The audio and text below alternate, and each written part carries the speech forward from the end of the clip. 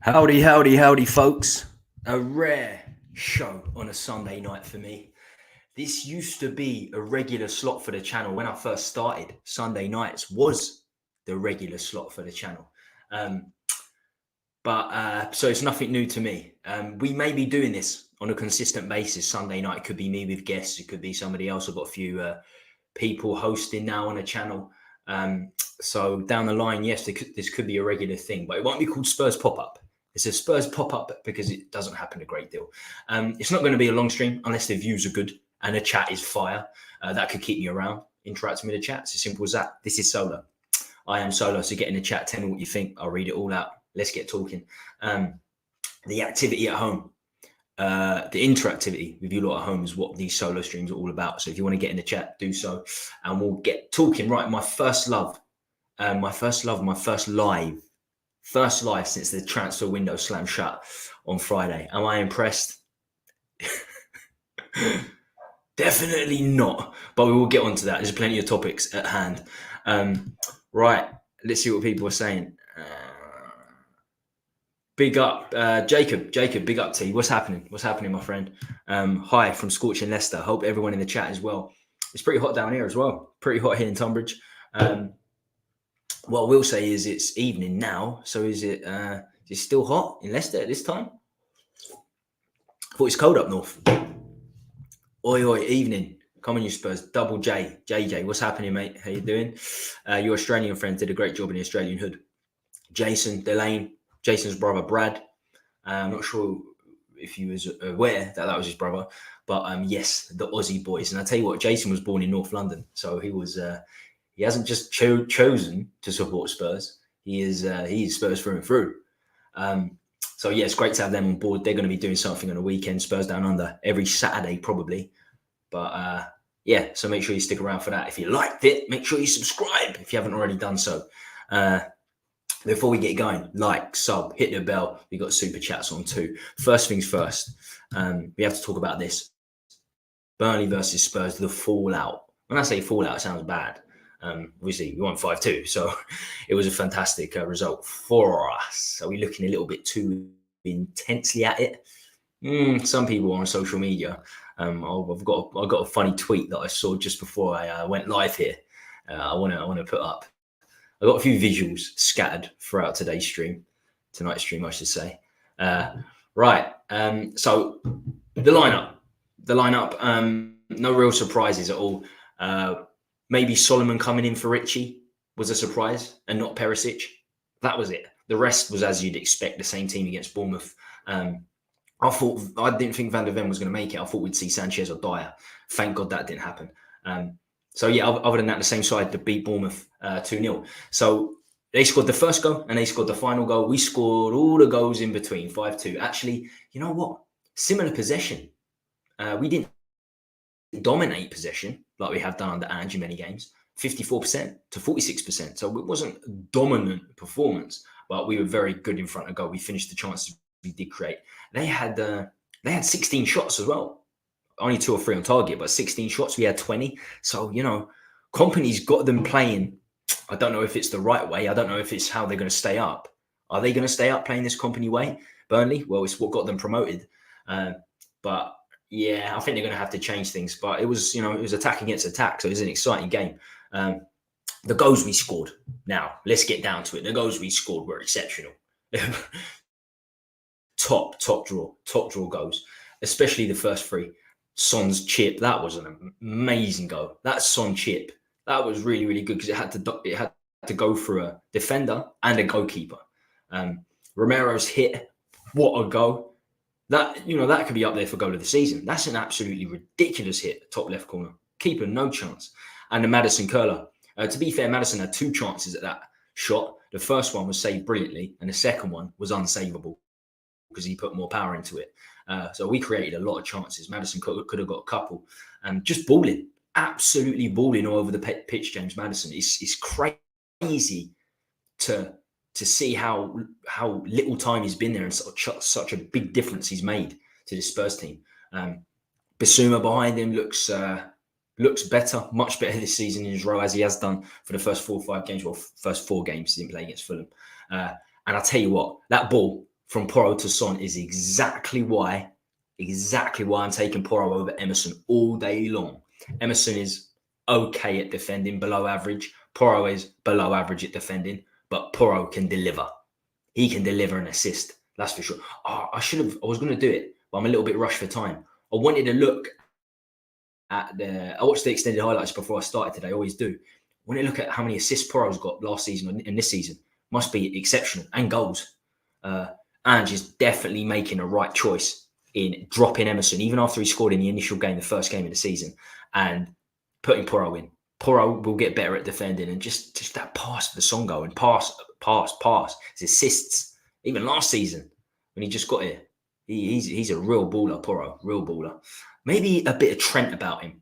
You know, he might never be a great defender, Porro, but if he gets an assist every other game and he scores a few, then it doesn't really matter. If you've got great defenders behind him, it doesn't really matter.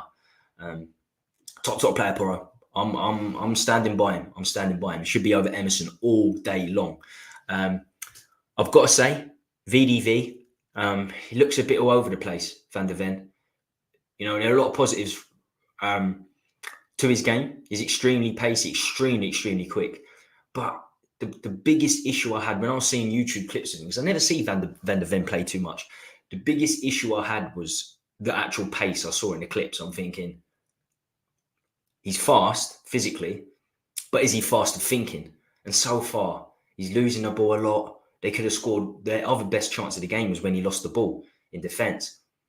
Being physically fast is one thing, but you've got to be fast at thinking, especially in the Premier League. So far, you know, 2 own goals as well. Even their final goal yesterday was a sort of deflection off him. That could have been an own goal if it was off target. So he's a bit late in the challenge. Van der Ven, he's going to have to improve. He's going to seriously have to improve when we come up against better opposition. The reality is, you know, Vicario done okay again. He conceded 2, but made some good saves. We shouldn't be conceding as a team against Burnley 2 goals, especially when we're so comfortable. The team he put out, and especially 5-1 up, I think the way they scored that final goal, you know, we shouldn't be conceding that against Burnley. But so there's a lot of improvement, a lot of improvements that need to be made. But beating anyone 5-2 in the Premier League, any team, you know, they deserve to be there. Burnley is a great result, scoring 5 against any team. So many positives to take out of it. The reality is, but Burnley haven't got a point yet this season. Previous 2 home games they played Man City, you're not going to really win that, although they've started slowly. And Aston Villa, they lost 3-1 as well. So I'm not taking much from the Burnley game. I'm not going to take a great deal and say we're going to win the league, this, that, and the other. As I said, we should be battering them. Right, before I put this visual up, actually, do you know what? I'm going to put the visual up first because I just see this. I'll see this a couple of minutes before I went live, and I felt like I had to. BD, I don't know who this boy is, but he's got a blue tick by him, so he might be big time. Posted this on Twitter. Can I ask you all a question? What actually stops us from winning the league? Like, genuinely, what stops us from winning it? Wow, these same people were losing their marbles when we lost to Fulham. I didn't lose my marbles when we lost to Fulham. I really didn't. The reality of the situation is we beat Man United. That's a good result. Not impressed by their front 3 in that game. Rashford, Garnacho and Anthony. We haven't played against a great attack yet. Burnley and Bournemouth, we beat. They're both getting relegated as far as I'm concerned. And we lost to Fulham and we drew against Brentford. So it's still very, very early days. We are not winning the title. We're not challenging for the title. I just don't see it. Not in a million years. I know we're, 2nd or 3rd, 4 games in. But yeah, as soon as we have to start using our depth, I think we're in trouble. As we saw in Fulham, there is no depth. Very, very little depth. But we got to do our best to keep Maddison fit. We got to do our best to probably keep Romero fit, even Bissouma, because the depth coming in is not good enough. Right, let's see what people are saying. Let's see what people are saying in the chat. Of course, yeah, the Aussie boys done great. Already looked at that. Wayne Bonner, good evening, everyone. I hope everyone's well. Enjoyed that match yesterday. Darn good game of football. Yeah, it was exciting. It was. There's no doubt about that. Ange coming in has played an exciting way, but we need the team. The team needs to stay fit for that to happen. As we saw against Fulham, it's not great to watch if the personnel is not right. Do you want Maddison's stats against Burnley? Do I want them? You can give them to me if you like.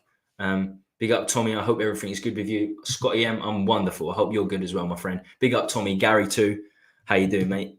David Clark, Madison stats versus Burnley. 72 touches, 41, made 41 from 50 passes complete. 6 out of 10 ground duels won. 3 out of 3 long balls completed. 1 key pass, 1 key goal. I don't really need the stats to see how well he done. He was done marvelously well, but them stats are terrific. That just, I suppose, it validates how good he was, and he was very, very good. I'll tell you what impressed me the most in that game. It was the Romero goal. He doesn't get an assist for the Romero goal. One of the best moves he made was on that left touchline, coming back on his right foot, step over, going again on the byline, whipping it in. That was a brilliant cross. I don't know who it hit, but it hit him hard. They probably didn't have enough time or prowess to get on the end of it straight away, but he dropped to Romero, he banged it. But just that move on the left, Maddison can do it on the right, because I looked at his game time for Leicester last season. He played a lot of the games on the right, got a lot of goals and assists on the right as well. It's great to see on the left, on the right. Obviously, Cam, he scores a lot of his goals inside the box as well as outside. So Maddison is just, he's adapted, and I'm not surprised that Ange, if Ange was seeing this in training, I'm not surprised he's giving him the vice captain's armband, to be honest. I really don't. Surprised me a little bit at the time. Probably surprised me that Son was a captain. Not that it really matters. I think it's a bit of a gimmick in football. You don't really, doesn't really matter, the captain's armband. But yeah, Maddison deserves to be already. Burnley are too naive. Company must change his style. Claude Murphy. The teams in this division is miles above Burnley. They've been slightly unlucky as well in terms of who the teams have played. I mean, Villa in Europa League, Man City, the champions, us, we're definitely above Burnley. I know we're not great, but we're definitely above Burnley. So they've not been lucky. The one game that was easy for them, Luton, was postponed, wasn't it? So who knows? They're going to have to tighten up defensively. You've got to look at that Burnley team. It's a weak team. It's a really, really weak team defensively. They're going to have to change their approach slightly, whatever happens. Against the teams down the bottom of the table, the Premier League's not strong this season. The bottom 5 teams, Bournemouth should have got relegated last season. They're definitely getting relegated, Bournemouth. 100%. I guarantee it. I don't know how Gary O'Neill kept them up, but he did. And then he lost his job for it. Crazy. They should have gone down last season. And I'll tell you what the Premier League's going to be. I think this is going to... Sheffield United, we've got Sheffield United next. They're not going to get many points. Bournemouth, Burnley. Some of the bigger teams, the top 10, are going to have a field day. This could be like Man City could get 100 points this season, no trouble. Could be like when Man City and Liverpool didn't just missed out on getting 100 points. I think the bottom half is weak this season. Their second goal was Romero's fault, not VDV. He must be watching a different game. VDV's first wasn't an own goal because the shot was going well wide. And Burnley's second, he attempted a great block. It's no good attempting a great block. It wasn't a great block. It went in. So it's not, you don't get points for attempted blocks. It was a goal at the end of the day. He came in. Do you know what? I looked at that one. I looked at that shot again and again. That wasn't his fault. I'm not saying it's his fault, but he looks like he's a little bit slow of thinking overall. And there were 2 times he completely lost the ball. In fact, actually, he lost the ball in defense, won it back, lost the ball again, won it back. And that was the start of one of our attacks. So it did help us, but he lost the ball. The situation with Vicario tipped it over in a silly position.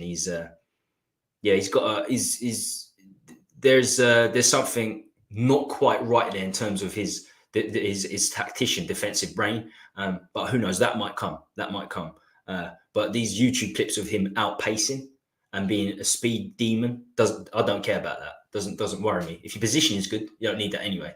But if you have that tool in your armory, then fantastic.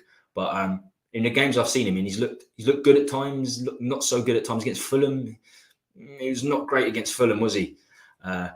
So I'm only calling that as I see it. I know a lot of people want him to do well because we need centre backs. I'm very happy we signed him. I'm disappointed we didn't sign 2.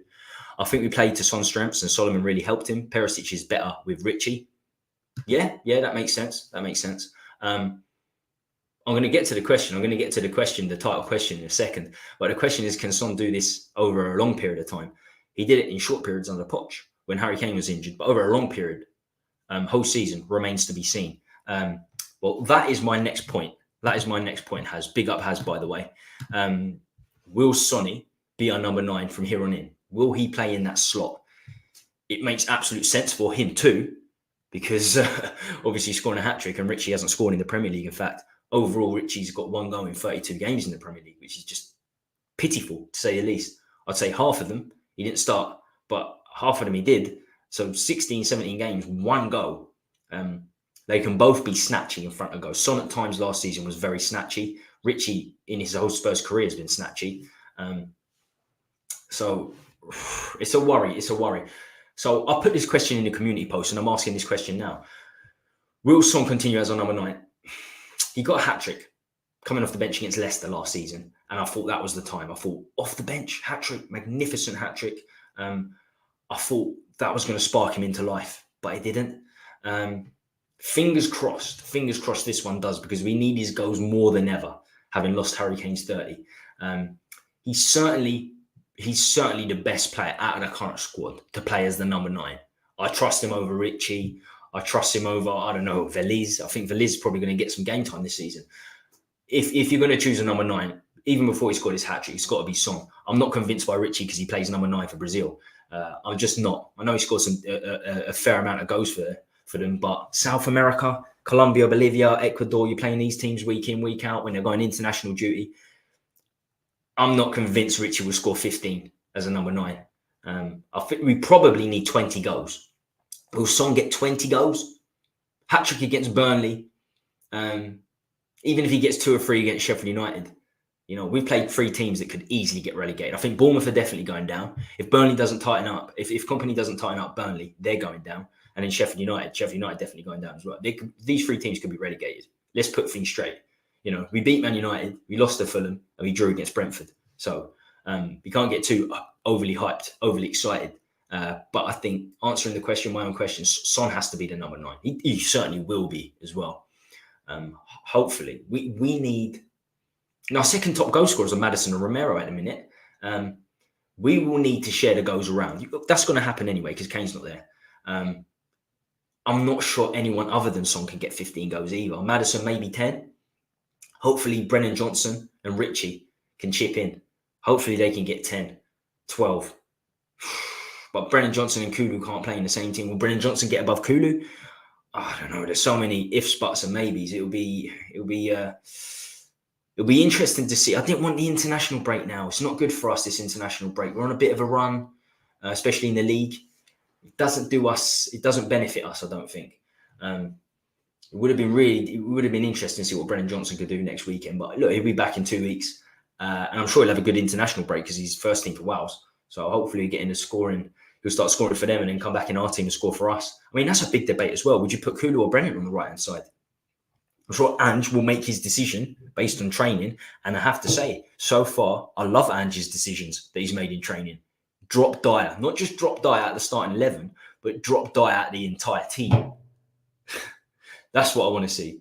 That's the sort of decision maker I want. That just gets Ange 3 or 4 bonus points for dropping Dyer. Not just, as I said, not just dropping him, but not putting him in any squad. But he's still there, Eric Dyer. If this guy goes down as a Spurs legend, he literally will not move. He will not accept contract offers from other clubs. About 3 or 4 clubs came in for him, which I'm surprised at the last couple of days. He rejected all of them. So he's not Spurs through and through. If he was Spurs through and through, the fans want him gone at this stage. The fans have finally noticed, have finally risen have come to the conclusion that he is useless. For many years, they didn't. A lot of the fan base. They've come to that conclusion. They want him out. Everyone wants him out. Ange wants him out, but he's not prepared to go.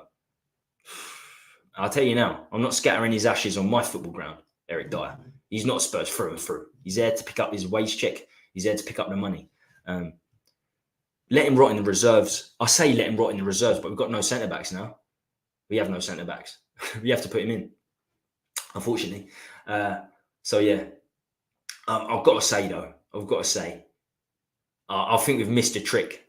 We talk about Son's goals. We've missed a trick not signing out and out number 9. As I haven't done a transfer. I haven't done a show since the transfer window shut, but we've definitely missed a trick there. I thought Orban would have been something. It would have been something. Brennan Johnson could potentially play there, but Richarlison can potentially play up front, and he's not scoring. So, yeah, I'm worried about not getting a number 9. And as great as Maddison's been, and he has been very good early on, what happens when he gets injured? I'm very, very worried about his injuries because he has been different gravy, hasn't he? He has been incredible, settled so quickly, James Maddison. Can't believe how quickly he settled. Well, he's a terrific signing. We knew at the time he was we knew at the time that he was a great defender. Did you know that Ange played under the great Ferenc Puskás as a defender?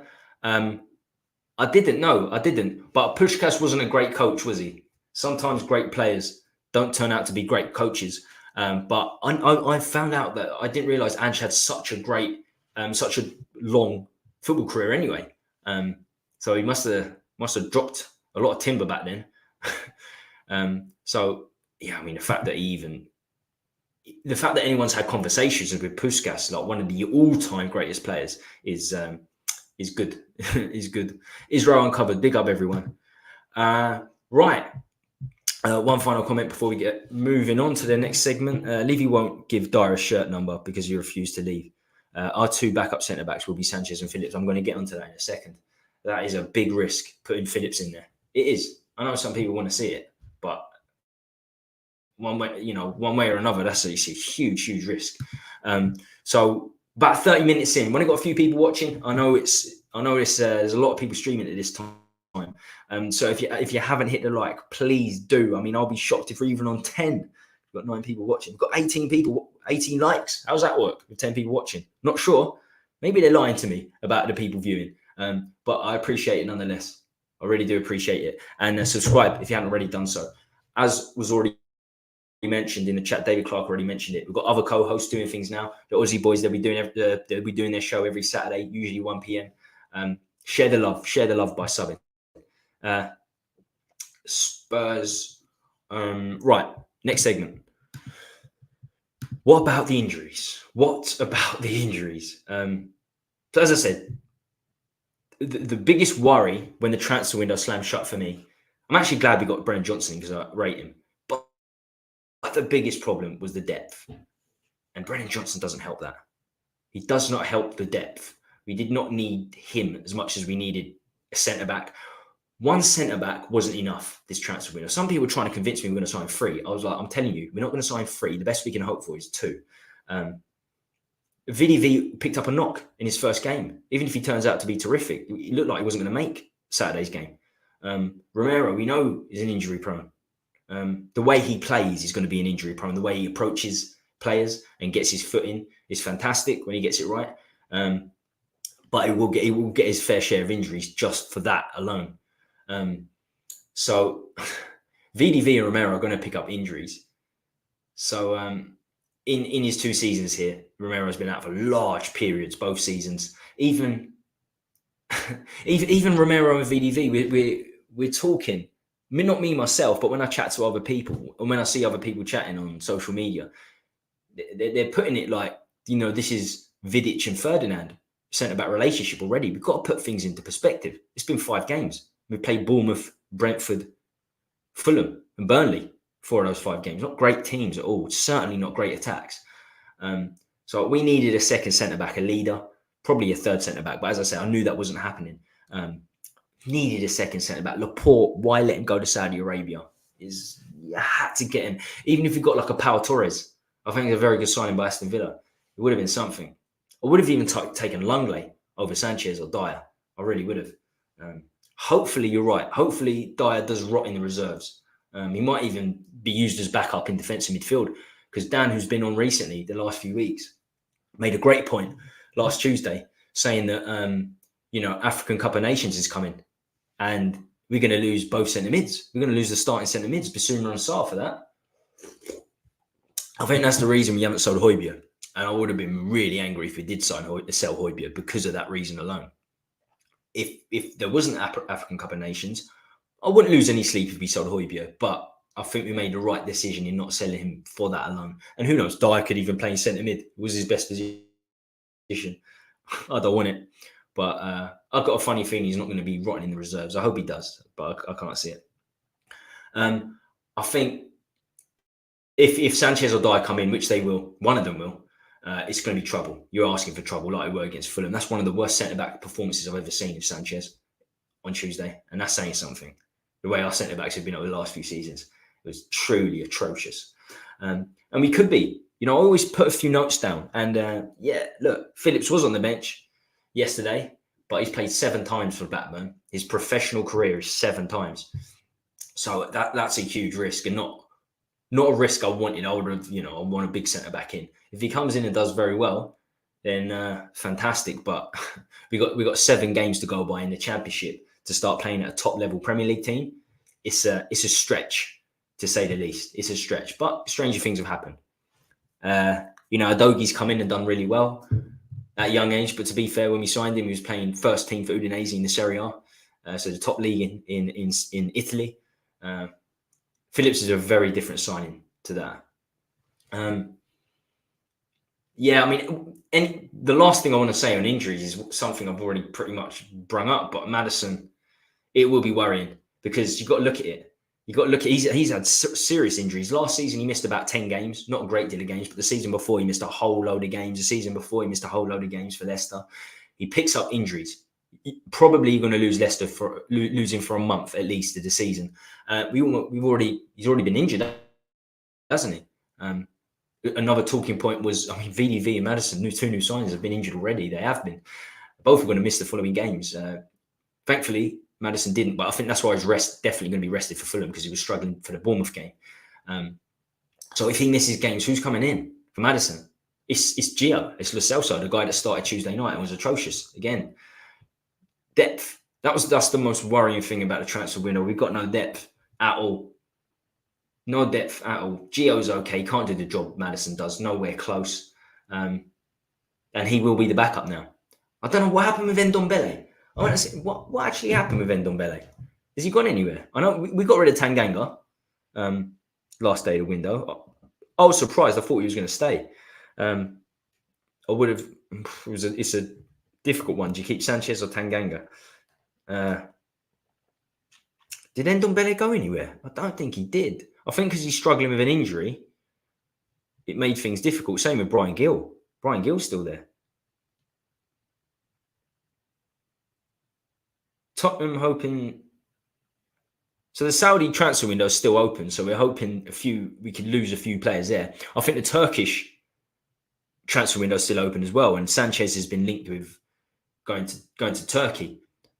As much as I diss Sanchez, and I do diss Sanchez because he's rubbish, I'm keeping him over Eric Dyer any day of the week. So I'll tell you what, if we sell Sanchez to Galatasaray, then Dyer's definitely going to be in the team. Even if it's Dyer and Phillips, he's going to be in the team.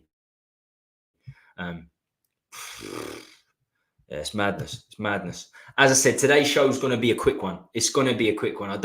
It's basically because I haven't streamed since Thursday, since the transfer window closed. So I had to get something off my chest, a few things off my chest. Let's get in the chat, see what people are saying. Phillips was on the bench Saturday. Yeah, he was. Yeah, he was on the bench. Some people thought that he'd come on later on in the game. I don't know if look, I'm too old to worry. I'm enjoying this football, and so I spend all my thoughts on my enjoyment. I don't spend 1 million seconds thinking about it. That's the trouble with a lot of you Spurs fans. Yeah, I don't get emotionally involved too much. I like talking Spurs because I like talking football, and they're my club. But I don't get too emotionally attached. That changed.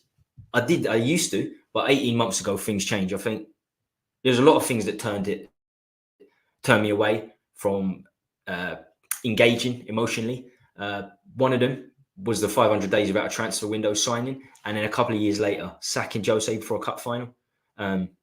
Nuno as the boss after that. Loads of bad decisions since. Apparently, this new stadium was going to change everything. I'm not emotional. I'm told that I'm negative, toxic negativity at times. I don't care. I just don't get emotional too much either way. So if we lose to Sheffield United next game 2-0, for me, it's not going to be the end of the world. Like it was when we lost to Fulham. Everyone's losing their shit when we lost to Fulham. I was like, look, it's the depth. I think we're going to come back and win on a weekend. And everyone's going crazy thinking we're going to win the title again because we beat Burnley 5-2. I'm not. Okay, look, it's the start, 4 or 5 games. Let's see where we go. very, very, very early days. There's going to be a lot of very good attacks we're coming up against. So far, let's go from the start. Let's go from the start. Brentford, no Tony, so Visa. Man United, they always got a good attack in Man United, but no Højlund wasn't there. Garnacho, Rashford and Anthony. It's definitely the best attack we've played, but it's not a great attack. And that was 50-50, that Man United game. It's great that we beat them because we've been struggling against Man United badly over the last few seasons. But it was a 50-50 game in terms of if you watch the game. Bournemouth, you've got to beat Bournemouth. You've got to beat Bournemouth. They're getting relegated. They're the one team. I think them and Sheffield United. Burnley might stay up.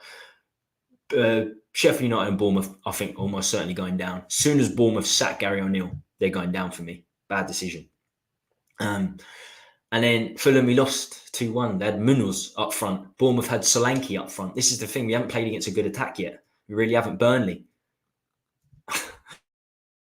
I mean, it's just not, we have not played against a good attack. And that's reality. That's not being negative. That's just reality. What trophy these fans think you're winning? The Premier League. I'm not even joking. Some people are talking about it. What actually stops us from winning the league? Like, genuinely, what stops us from winning it? Well, maybe the fact that we're 4 games in and haven't played a great team yet. That's one thing that one reason we're not winning the league. Put it that way. Right. A lot of losers. This fan base is Sarah Isseltane. Welcome. I haven't seen you before. Make sure you sub if you haven't already done so. And the Asian competition is coming. And yeah, I think you're the one that mentioned it in the last show, David. When I was talking about the African Cup of Nations, someone brought this up, and that's going to be awful if we lose Son. Because, I mean, the title of today's stream is "Who's our number 9?" It's got to be. It's a bit of a silly question, really. Forget the hat trick. He should be the number 9. Son. He finishes the best in the team. And what if we lose him? He can easily lose Son. We've lost Son for months at a time before as well, and he's 31, not getting any younger. Becomes harder to stay fit. Son, Maddison, Romero. You take Son, Maddison, and Romero out of that team, we're not winning. We're not winning a game unless it's extremely lucky. I mean, depth, no depth whatsoever. And Levy and whoever he's made as director of football, I don't think there is one. So it's Levy needs to be culpable, because for me it's a terrible transfer window. Anyone have their J Swipe app here? Looking for a grown man Spurs fan to moan with for life. What is that? I don't know what that is. Ndombe is with McDonald's and work experience. Do you think he's actually fat though? Because I don't think he's that fat. I just think he's lazy, which is even worse. If he was fat, you could say he's not putting the work in a gym or whatever. He's eating too much. I don't think he's fat. I just think he's completely lazy. He's just not interested. Does a few keepy-uppies and a few step-overs for 10, 15 minutes a game. That's all he's capable of. And Spalletti knew it at Napoli. He's all right for 10, 15 minutes. That's it. No, I mean, we don't spend time worrying about who would get injured or suspended. I just watch exciting football. But as a streamer, I spend a lot of time thinking about these things, and I look at the transfer window, and I can predict things that are coming. And I predict, well, I know when injuries happen, we're going to be in trouble. As we saw in the Fulham game, we changed the team around. You can have the best manager in the world. You can have the best, most attacking manager in the world. But if you don't have the players, then you cannot play that attacking style. We tried it against Fulham. We couldn't get the ball out of our own half because we put the Sanchez's in there. The Madisons were out. The Sons were out. It's as simple as that. You take those players out, and then we've got the Fulham. We've got the Fulham performance. And that's not what we need. That's really, really not what we need. So I do, because I'm streaming, so I have to talk about those things. It comes up. If we continue to play like this, we will have an exciting season. But that will only mean fighting for top 6, as our depth is not here yet.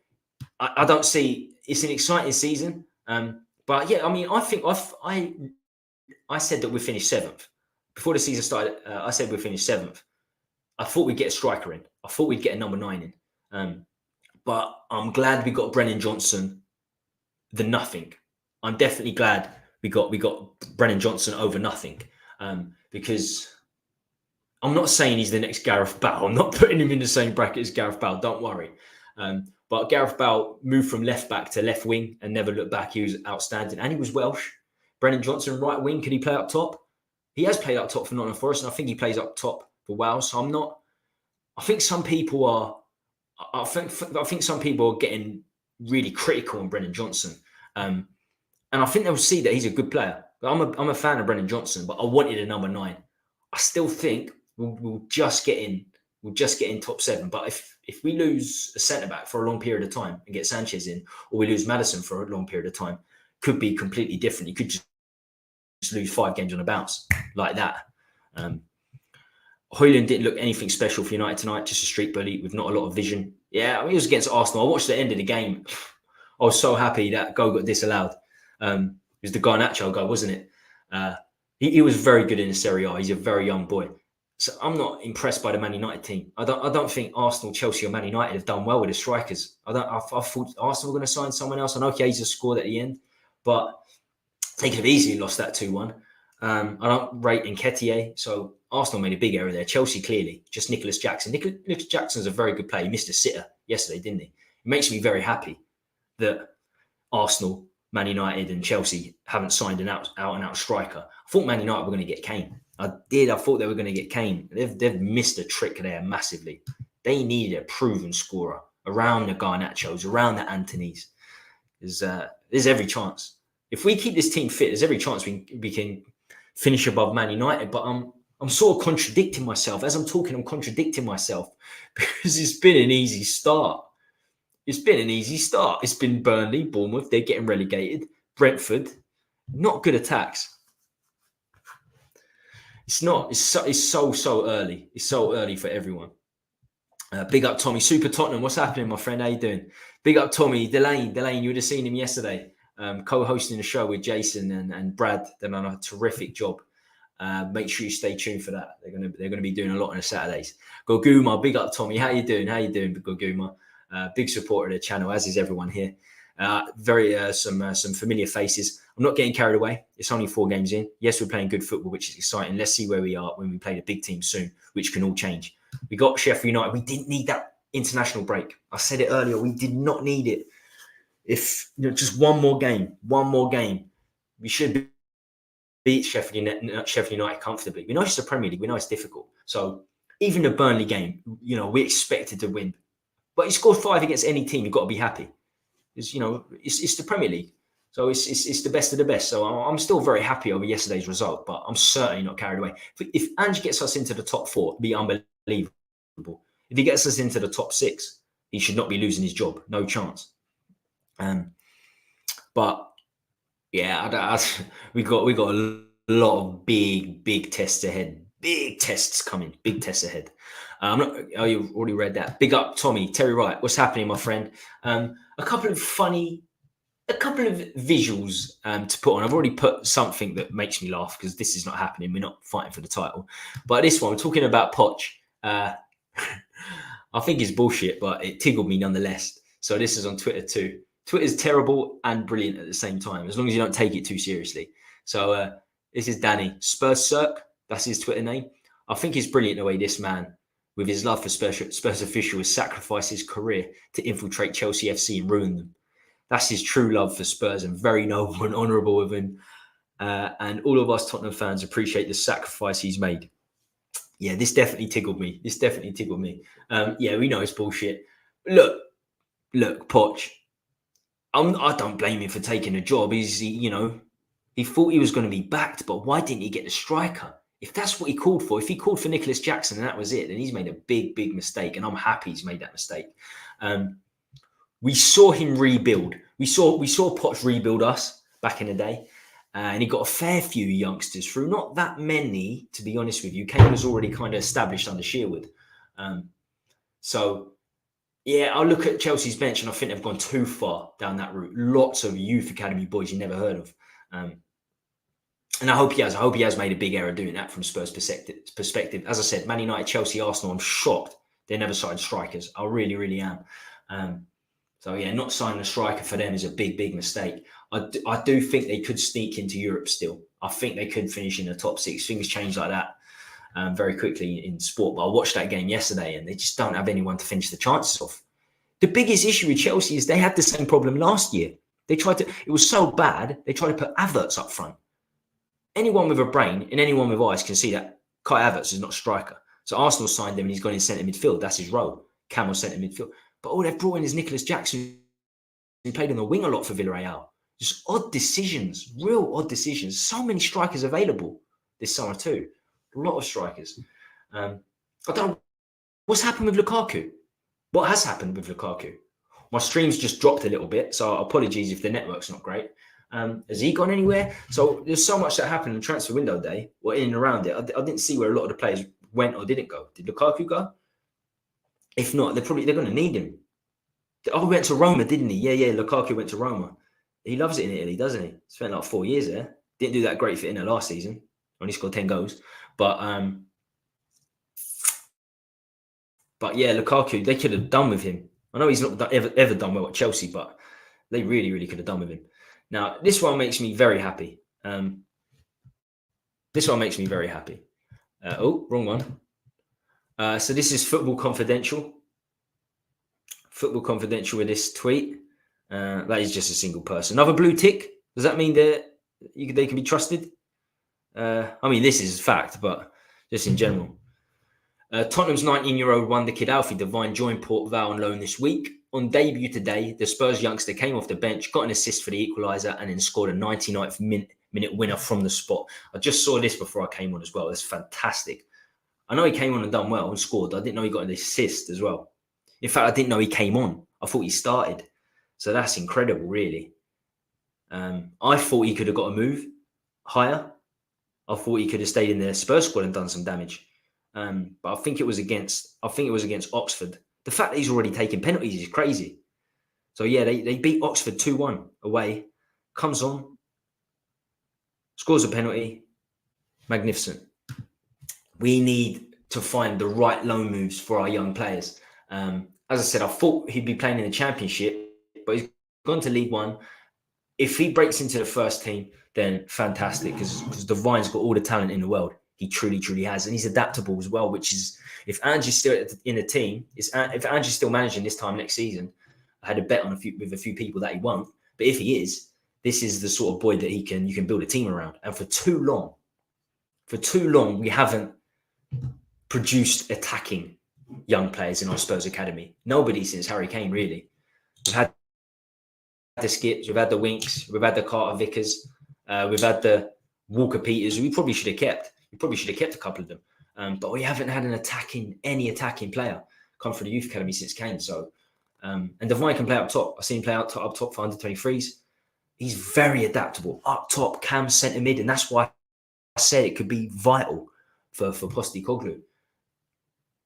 Mr. Hindsight, after the fact he started so well for Port Vale, you'd say, why did he go on loan? Why didn't he stay at Spurs? Especially when we're going to lose a lot of players for African Cup of Nations. And a lot of our players pick up injuries anyway.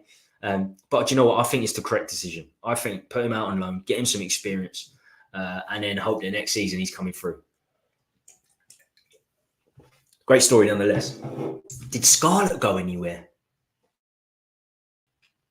I don't think Scarlett went anywhere. I know Tanganga went to Augsburg last day of the season. Did Scarlett go anywhere?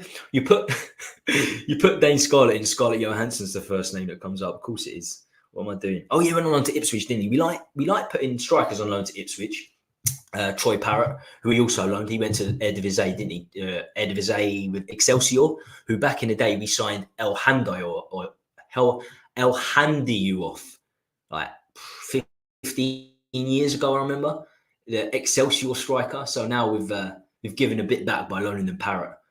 That never worked out for El Handioy, that's for sure. I don't think he made an appearance for Spurs. But Troy Parrott's there now, trying to recover what's left of his career. What I will say is he's definitely not going to be the Irish number 9 now, is he? He was a couple of years back.